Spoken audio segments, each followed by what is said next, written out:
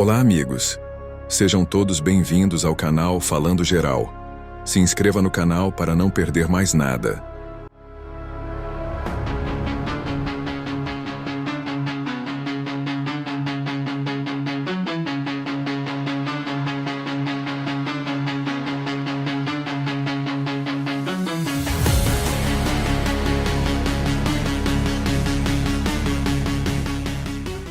A gente está aqui diante de uma colisão diplomática de altíssima tensão.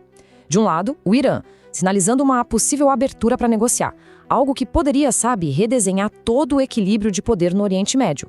Do outro lado, Israel, com Benjamin Netanyahu à frente, preparando uma verdadeira ofensiva em Washington para convencer os Estados Unidos de que a única saída é a guerra.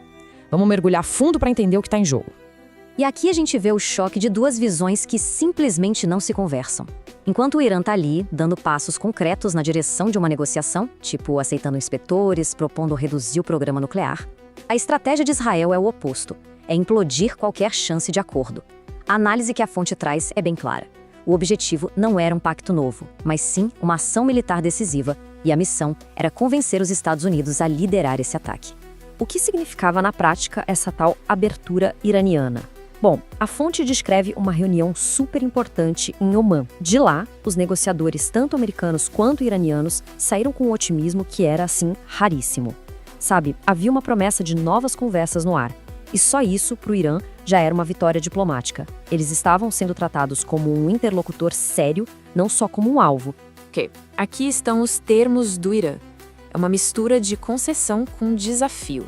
Eles topariam reduzir o enriquecimento de urânio, mas zerar o programa? Sem chance, isso estava fora de cogitação. E o programa de mísseis balísticos? Intocável. A grande vitória diplomática para o Irã, segundo a fonte, foi justamente conseguir convencer os Estados Unidos a separar as duas coisas, negociar o programa nuclear agora e deixar a questão dos mísseis para depois. Exatamente nesse ponto que a história dá uma virada de 180 graus. Bem quando a diplomacia parecia estar avançando, Netanyahu embarca para os Estados Unidos com uma missão muito clara. De acordo com a fonte, implodir qualquer chance de acordo e convencer o governo Trump de que a única solução de verdade não era a conversa, era a força. Não chega em Washington para negociar, não. Ele leva o que a fonte descreve como um ultimato. Basicamente, uma lista de exigências extremas, desenhadas não para achar o meio termo, mas para serem impossíveis de aceitar, encurralando o Irã. Vamos analisar essa proposta ponto a ponto porque é fundamental. Isso aqui não é uma negociação, é uma ordem de rendição incondicional.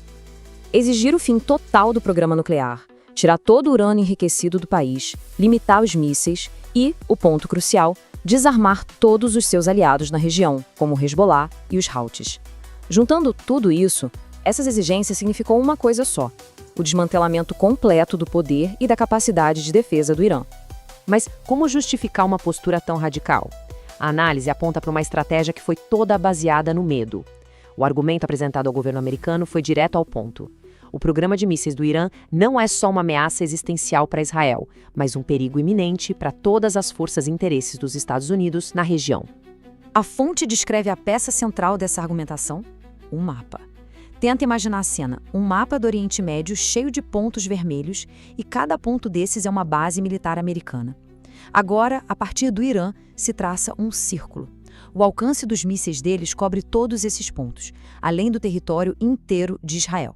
A mensagem de Netanyahu para Trump era visual, era poderosa. Eles podem atingir vocês e podem nos atingir. Somos alvos juntos. Precisamos agir. Em resumo, o primeiro passo da estratégia seria este: desarmar o Irã completamente. Tirar a capacidade dele de se defender e de projetar qualquer tipo de poder na Ásia Ocidental. Basicamente, deixar o país totalmente vulnerável. E essa é a pergunta que muda tudo nessa análise. O desarmamento é o objetivo final ou é só um passo para algo muito, muito maior?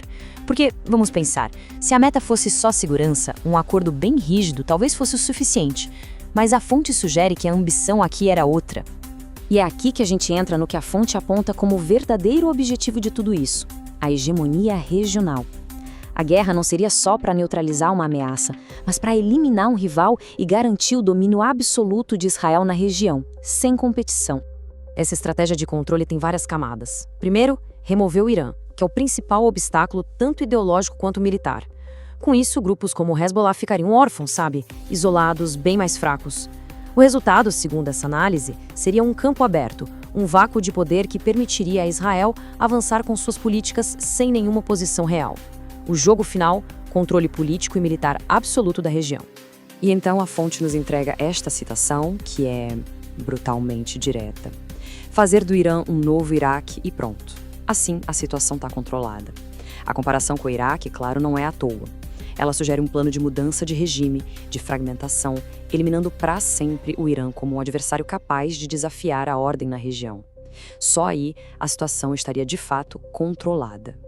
E este é talvez o ponto mais chocante de toda a análise. A fonte chega a afirmar que, nessa busca pelo objetivo hegemônico, o custo humano, incluindo a vida de civis israelenses, que inevitavelmente morreriam numa retaliação do Irã, seria visto como um sacrifício necessário, quase como um preço a se pagar para alcançar um prêmio maior.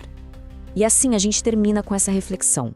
A análise nos força a encarar a lógica por trás dessa busca pela segurança absoluta. Se o preço para neutralizar todas as ameaças é uma guerra com consequências devastadoras, qual é o custo que se torna alto demais? É uma pergunta que ecoa muito além desse conflito específico e que nos lembra das ambições perigosas que podem se esconder por trás do discurso de segurança. Obrigada por acompanhar esta análise.